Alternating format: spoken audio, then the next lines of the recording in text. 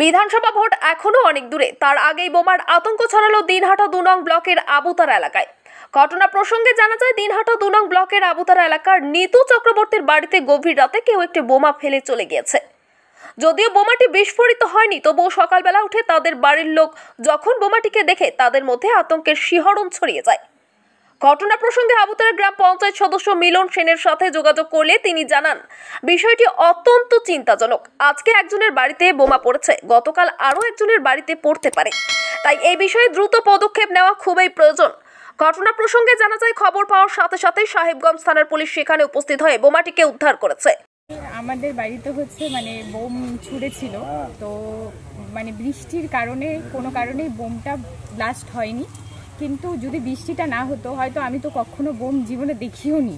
কিন্তু বোমটা এইরকম, আমাদের বাড়িতে কাজ হচ্ছে, আমাদের নতুন বাড়ি হচ্ছে, তো ওখানে মিস্ত্রিটা অনেক সময় অনেক সুতো বুতো অনেক কিছু রেখে যায়।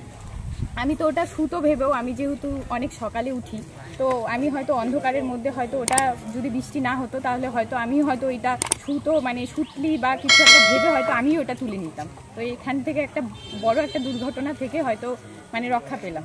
কিন্তু এটা তো ঠিক না, একটা মানুষ বাড়ির মধ্যে অনেকে ফ্যামিলি থাকে, অনেক কিছুই থাকে, তো এখন তো আমরা অনেকটা আতঙ্কেই আছি। জানি না আবার কি হবে, নতুন করে হয়তো আরও অন্য কিছু হতে পারে।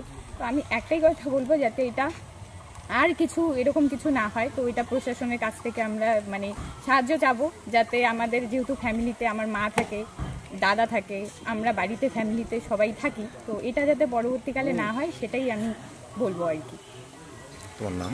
আমার নাম হচ্ছে সুস্মিতা চক্রবর্তী। যদি এখনও আমাদের খবরের দর্পণ চ্যানেলটি সাবস্ক্রাইব না করে থাকেন, তাহলে এখনই সাবস্ক্রাইব করুন, সঙ্গে বেল বাটনটি ক্লিক করুন আর পেয়ে যান সব খবরের দ্রুত ভিডিও আপডেট।